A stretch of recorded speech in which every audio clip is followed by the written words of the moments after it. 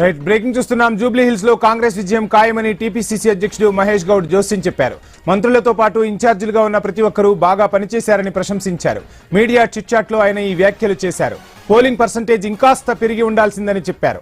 ఎన్నికల్లో రిగ్గింగ్ చేయడానికి ఇది పాత జమానా కాదన్నారు మహేష్ కుమార్ గౌడ్. జూబ్లీ హిల్స్ లో ఓడిపోతామనే బాధలో బీఆర్ఎస్ వాళ్లు ఇలా మాట్లాడుతున్నారని ఎద్దేవా చేశారు. తమ పార్టీ అభ్యర్థి కూడా జూబ్లీ హిల్స్ లో తమకు ప్లస్ పాయింట్ అన్నారు. తెలంగాణలో కాంగ్రెస్ కు పాజిటివ్ వేవ్ కనిపిస్తోందని మహేష్ గౌడ్ తెలిపారు. తెలంగాణలో మరోసారి వచ్చేది కాంగ్రెస్ ప్రభుత్వమేనని తేల్చి చెప్పారు. ఏ ఎన్నికలైనా గెలుపు కాంగ్రెస్ పార్టీదే అని ధీమా వ్యక్తం చేశారు. 10 ఏళ్ల పాటు తమ ప్రభుత్వానికి డోకా లేదన్నారు. త్వరలోనే స్థానిక సంస్థల ఎన్నికలు రాబోతున్నాయని చెప్పారు. హైకోర్టు ఆదేశాల మేరకు ముందుకెళ్తామని తెలిపారు. స్థానిక సంస్థల ఎన్నికలపై ఏఐసీసీతోనూ మాట్లాడతామని వివరించారు. 2-3 రోజుల్లో అంతా కూర్చొని స్థానిక ఎన్నికలపై చర్చిస్తామని మహేష్ గౌడ్ చెప్పుకొచ్చారు.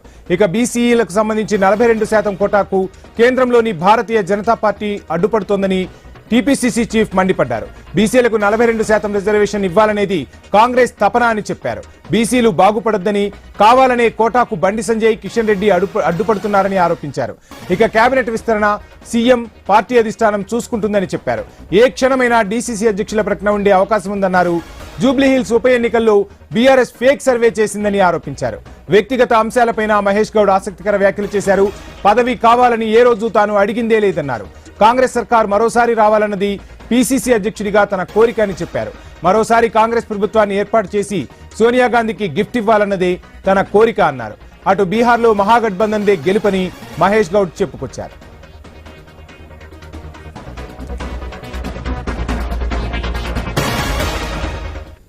రైట్ జూబ్లీహిల్స్ ఉప ఎన్నికల్లో ఖచ్చితంగా కాంగ్రెస్ గెలవబోతుందంటున్నారు మహేష్ కుమార్ గౌడ్. మహేష్ కుమార్ గౌడ్ వ్యాఖ్యలకు సంబంధించి ఫుల్ డీటెయిల్స్ అందించేందుకు మా ప్రతినిధి ఏవై స్వామి జాయిన్ అవుతున్నారు. స్వామి, జూబ్లీహిల్స్ ఉప ఎన్నికతో పాటు బీహార్ ఎన్నికల్లోనూ మహాగఠబంధన్ విజయం సాధించబోతుంది. ఇక్కడ కాంగ్రెస్ ఖచ్చితంగా జూబ్లీహిల్స్ ను కైవసం చేసుకుంటుంది అని చెబుతున్న పరిస్థితి ఏంటి? ఇంకా ఏ వ్యాఖ్యలు చేశారు? స్థానిక సంస్థలకు సంబంధించి కూడా కొన్ని కీలక వ్యాఖ్యలు చేసినట్టుగా తెలుస్తుంది. డీటెయిల్స్ ఏంటి? వంశీ బీసీసీ అధ్యక్షులు మహేష్ కుమార్ గౌడ్ కొద్దిసేపటి క్రితం మీడియాతోటి చిట్ చాట్ చేశారు. చిట్ చాట్ లో పలు ఆసక్తికర అంశాలు కూడా ప్రస్తావించారు.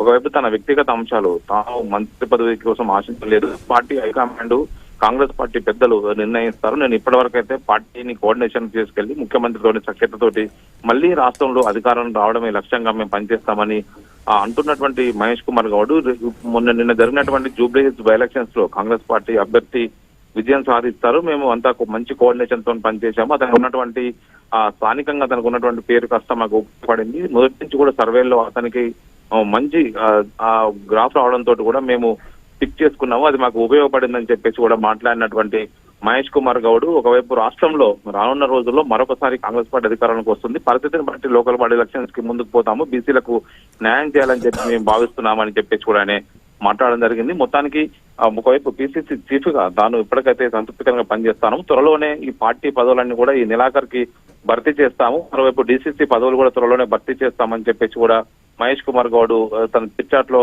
స్పష్టం చేశారు. రానున్న రోజుల్లో తెలంగాణలో కాంగ్రెస్ పార్టీకి మంచి భవిష్యత్తు ఉంటుంది, కొత్త నాయకత్వానికి కొత్త డీసీసీ అధ్యక్ష పదవులకు సంబంధించిన విషయంలో త్వరలోనే నిర్ణయం తీసుకొని నెలాఖరుకు ప్రకటిస్తామని చెప్పేసి కూడా ఆయన స్పష్టం చేశారు. కొత్తగా రాష్ట్రం నుంచి కుసుమ కుమార్ కు ఒరిస్సా ఏసీ సెక్రటరీగా అవకాశం వచ్చింది, మన రాష్ట్రానికి కూడా కొత్త సెక్రటరీ వచ్చారు, వారికి అభినందనలు తెలుపుతున్నానని చెప్పినటువంటి మహేష్ కుమార్ గౌడ్ ఆ బీఆర్ఎస్ పార్టీ మన జూబ్లీహిల్స్ ఎలక్షన్స్ లో ఫేక్ సర్వేలతోనే జనాన్ని మోసం చేసే ప్రయత్నం చేసింది, వారు నమ్మలేదు.